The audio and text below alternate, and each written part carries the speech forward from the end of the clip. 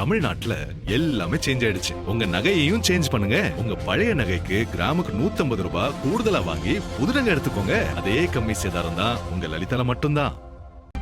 சென்னை மாநகராட்சி ஆணையர் சமீரனுக்கு முதலமைச்சரும் பெரம்பூர் தொகுதி எம்எல்ஏவுமான விஜய் கடிதம் எழுதியிருக்கிறார்.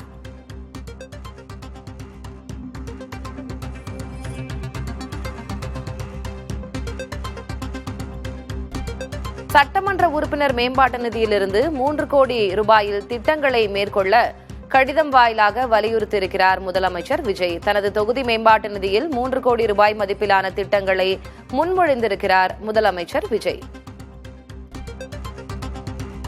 கூடுதல் விவரங்களை வழங்குவதற்காக செய்தியாளர் வினீஷ் சரவணன் இணைந்திருக்கிறார்.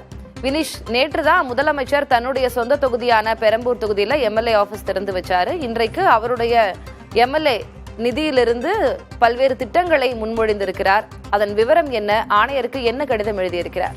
நிச்சயமாக திருமதி, முதலமைச்சருடைய சொந்த தொகுதியான பெரம்பூர் சட்டமன்ற தொகுதியில அந்த தொகுதியினுடைய சட்டமன்ற உறுப்பினர் மேம்பாட்டு நிதியிலிருந்து 3 கோடி ரூபாய் மதிப்பீட்டில் பல்வேறு திட்டங்களை மேற்கொள்ள சென்னை மாநகராட்சியினுடைய ஆணையர் சமீரனுக்கு முதலமைச்சர் விஜய் அவர்கள் கடிதம் எழுதியிருக்கிறார். இந்த கடிதத்தை பொறுத்தவரை கிட்டத்தட்ட 7 திட்டப்பணிகளுக்கு 3 கோடி ரூபாய் ஒதுக்கீடு செய்யப்பட்டுள்ளதாக குறிப்பிடப்பட்டிருக்கிறது.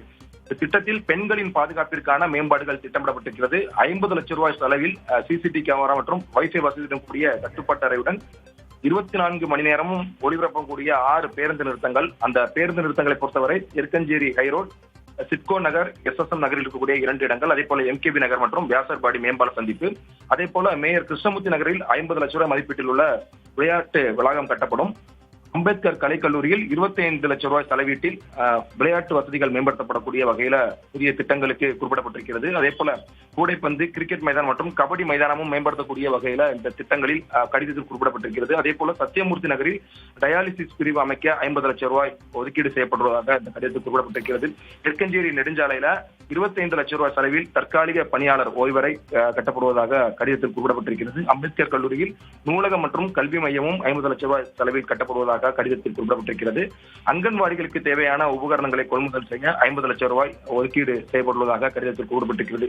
அனைத்து பணிகளும் உடனடியாக தொடங்கும் எனவும் சென்னை மாநகராட்சி தரப்பில் ஆணையர் சமீரன் அவர்கள் தகவல் தெரிவித்திருக்கிறார். நேற்றைய தினம்தான் சட்டமன்ற உறுப்பினர் அலுவலகத்தை முதலமைச்சர் விஜய் அவர்கள் தொடங்கி வைத்திருந்தார். இந்த நிலையில் சட்டமன்ற உறுப்பினருடைய தொகுதி மேம்பாட்டு நிதியிலிருந்து 3 கோடி ரூபாய் ஒதுக்கீடு செய்து பெரம்பூர் தொகுதி மக்களுடைய அடிப்படை வசதிகள் மற்றும் உட்கட்டமைப்பை மேம்படுத்தக்கூடிய வகையில 3 கோடி ரூபாய் ஒதுக்கீடு செய்யப்பட்டு 7 திட்டப் பணிகளுக்கு இந்த நிதிகள் ஒதுக்கீடு செய்யப்பட்டு அனைத்து பணிகளும் உடனடியாக தொடங்கப்படும் என சென்னை மாநகராட்சி தரப்பில் தெரிவிக்கப்பட்டிருக்கிறது. முதலமைச்சருடைய நேரடி கடிதம் சென்னை மாநகராட்சியினுடைய ஆணையர் சமீரனுக்கு அனுப்பப்பட்டிருக்கிறது. இந்த கடிதத்தில் தான் அனைத்து விவரங்களையும் ஒவ்வொரு திட்டங்களுக்கான நிதி ஒதுக்கீடும் குறிப்பிடப்பட்டிருக்கிறது.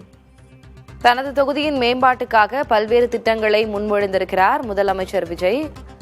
சென்னை மாநகராட்சி ஆணையர் சமீரனும் அதற்கு இசைவு தந்திருக்கிறார். உங்களுடைய விவரங்களுக்கு நன்றி வினீஷ். தமிழ்நாட்டுல எல்லாமே சேஞ்ச் ஆயிடுச்சு. உங்க நகையையும் சேஞ்ச் பண்ணுங்க. உங்க பழைய நகைக்கு கிராமுக்கு 150 ரூபாய் கூடுதலா வாங்கி புது நகை எடுத்துக்கோங்க. அதே கம்மி சேதாரம் தான் உங்க லலிதால மட்டும்தான்.